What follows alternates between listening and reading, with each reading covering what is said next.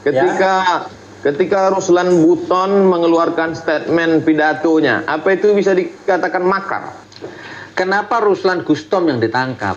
Kok bukan kader-kader PKI yang ditangkap? Kan gitu pertanyaannya. Lah Anda sendiri tidak fair. Anda menanggapi kasus penangkapan Ruslan Buton, tapi menyimpang dari substansi mengapa Ruslan Buton itu ditangkap.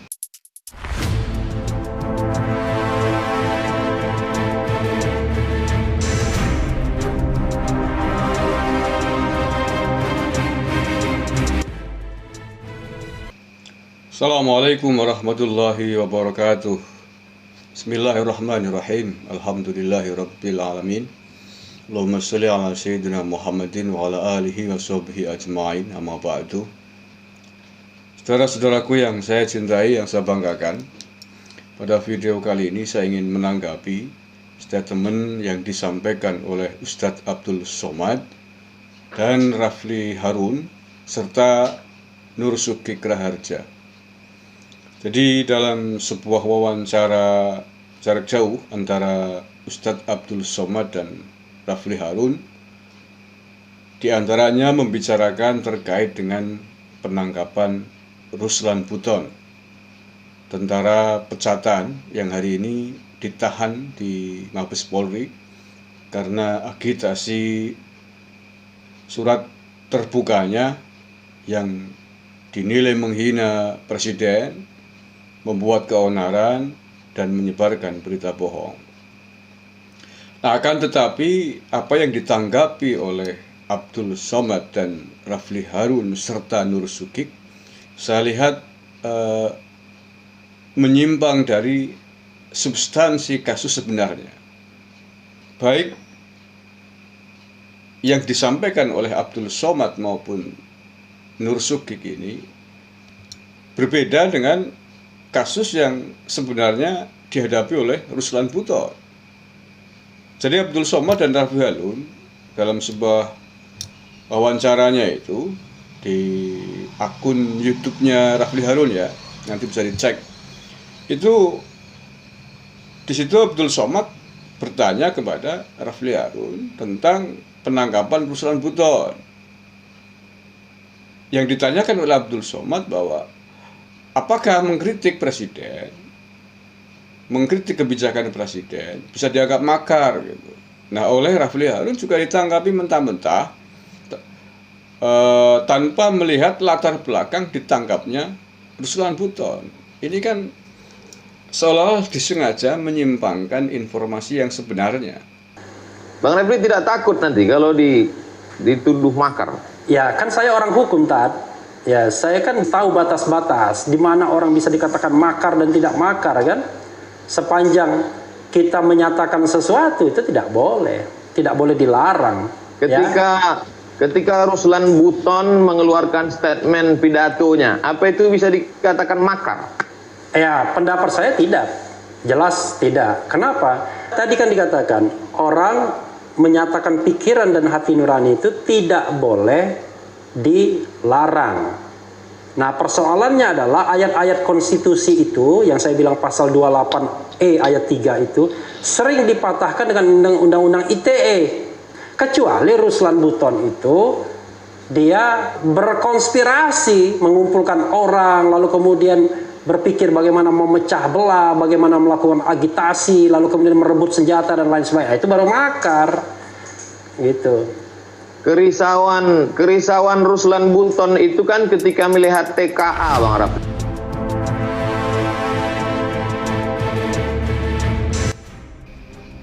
Seolah-olah menyembunyikan informasi yang sebenarnya mengapa Ruslan Buton ditangkap. Ini kan menurut saya berbahaya. Menyudutkan seolah-olah pemerintahan Jokowi, polisi di pemerintahnya Jokowi ini berlaku sewenang-wenang, seolah-olah anti kritik gitu. Padahal kalau mau jujur, Pak Jokowi itu luar biasa menurut saya. Bukan hanya dikritik, dicaci, dihina, dimaki-maki yang sangat dahsyat. Beliau tidak pernah mengkasuskan orang-orang yang memaki-maki, yang menghina, yang mengatakan begitu sadis dengan kekotorannya, dengan segala macam cacian dan hinaannya. Tidak pernah dilaporkan oleh Pak Jokowi dan dimaafkan. Nah, berbeda dengan langkah polisi yang kemudian mengambil langkah hukum sesuai dengan undang-undang yang ada tentang penghinaan presiden. Nah, ini ya, begitu juga Nur Zuki. Nur Zuki mengatakan bahwa penangkapan Ruslan Buton ini dikaitkan dengan isu PKI gitu. Kenapa Ruslan Buton yang ditangkap? Ruslan Buton kan sedang menyampaikan akan bahaya kebangkitan PKI. Mengapa bukan PKI-nya yang ditangkap? Betapa sederhananya masalah ini. Nggak perlu S3, nggak perlu doktor. Cukup Anda punya hati nurani, cukup Anda manusia, maka Anda selesai masalah ini. Sudah ya, perhatikan. Jadi orang ini kan ngirim surat terbuka kepada Jokowi bahwa bahaya ancaman komunis macam-macam. Dan orang ini dijemput polisi dan ditangkap. Dulu Bambang Tri juga gitu, nulis Jokowi undercover juga ditangkap di penjara. Nah, jadi ada pertanyaan yang paling sederhana gitu ya. Kenapa Ruslan Gustom yang ditangkap? Kok bukan kader-kader PKI-nya yang ditangkap? Kan gitu pertanyaannya. Kan gitu pertanyaan sederhananya. Jadi Ruslan Gustom ini, padahal sebelum Ruslan Gustom juga sebenarnya banyak orang yang ngirim surat terbuka itu banyak. Nur Zuki, ini saya jadi geli melihat statement kelompok yang memang selama ini berseberangan dengan Pak Jokowi. Tidak ada unsur, tidak ada urusan terkait dengan isu PKI, ditangkapnya Ruslan Buton. Dan ceramahnya Ruslan Buton pun tidak ada satupun yang menyinggung PKI. Nah, apakah Nur Zuki, Abdul Somad, Rafli Harun tidak mendengarkan surat terbukanya Ruslan Buton yang menjadi sebab ditangkap oleh polisi? Nah, mestinya ini kan standar sekali lah ya, sebelum mengomentari sesuatu dilihat dulu. Kalau mau mengomentari tentang penangkapan Ruslan Buton, itu dilihat dulu dong. Apa sih isi propagandanya? Isi propagandanya Ruslan Buton itu. Jadi kemudian ketika menanggapi menjadi tepat, menjadi pas, tidak menyimpangkan dan mengkaburkan kasus. Ini kan tidak sehat menurut saya, tidak fair gitu. Kalau Anda berbicara fair play, berbicara tentang pemerintahan yang bagus, yang menerima kritik, itu kan yang dibicarakan di YouTube-nya Rafli Harun. Lah Anda sendiri tidak fair. Anda menanggapi kasus penangkapan Ruslan Buton, tapi menyimpang dari substansi mengapa Ruslan Buton itu ditangkap. Oke, saya kira saya putar sekali lagi pidatonya Ruslan Buton berikut ini agar saudara-saudaraku yang mungkin belum pernah mendengar menjadi paham mengapa Ruslan Buton layak dan pantas untuk ditangkap oleh polisi. Kepada yang terhormat Saudara Insinyur Haji Joko Widodo, Assalamualaikum warahmatullahi wabarakatuh. Saya Ruslan Buton, mewakili suara seluruh warga negara Kesatuan Republik Indonesia yang sangat prihatin dengan kondisi bangsa saat ini. Di tengah pandemi COVID-19, saya melihat tata kelola berbangsa dan bernegara yang begitu sulit dicerna akal sehat untuk difahami oleh siapapun. Kebijakan-kebijakan saudara selalu melukai dan merugikan kepentingan rakyat, bangsa dan negara. Yang lebih mengkhawatirkan lagi adalah ancaman lepasnya kedaulatan negara Kesatuan Republik Indonesia yang sangat kami cintai ini. Suka atau tidak suka, di era kepemimpinan saudara lah semua menjadi kacau balau alias amburadul dalam segala hal. Entah karena ketidakmampuan saudara atau bisikan kelompok yang memiliki kepentingan yang tidak saudara pahami, atau mungkin karena saudara telah tersandra oleh kepentingan para elit politik. Di sini saya tidak akan memaparkan kebijakan-kebijakan saudara yang lebih banyak merugikan rakyat, bangsa dan negara, sebagai bentuk etika berkomunikasi saya terhadap saudara yang kebetulan menjabat sebagai Presiden Republik Indonesia. Saudara Joko Widodo yang saya hormati, semua sistem yang berlaku di negeri ini bagaikan benang kusut yang sangat sulit untuk dirajut kembali. Oleh karenanya, dengan bahasa yang sangat sederhana ini, saya memohon dengan hormat agar saudara dengan tulus dan ikhlas secara sadar untuk mengundurkan diri dari jabatan saudara sebagai Presiden Republik Indonesia. Hal ini perlu dilakukan demi kepentingan bangsa untuk menyelamatkan negara kesatuan Republik Indonesia sebelum kedaulatan negara benar-benar runtuh dan dikuasai asing, terutama Cina komunis. Saya tahu ini adalah pilihan sulit, namun merupakan pilihan terbaik. Saudara seorang negarawan yang pastinya ingin membangun negeri ini. Namun harus jujur saya katakan bahwa saudara belum memiliki banyak kemampuan untuk membangun bangsa yang besar ini berdasarkan amanat Undang-Undang Dasar 1945. Sehingga terjadilah kebijakan-kebijakan yang menjadi blunder politik yang sangat merugikan rakyat, bangsa, dan negara. Saudara Joko Widodo, sekali lagi saya sampaikan bahwa solusi terbaik menyelamatkan bangsa dan negara kesatuan Republik Indonesia hanya ada satu. Saudara harus bersikap kesatria dan legowo untuk mundur dari tahta kepresidenan.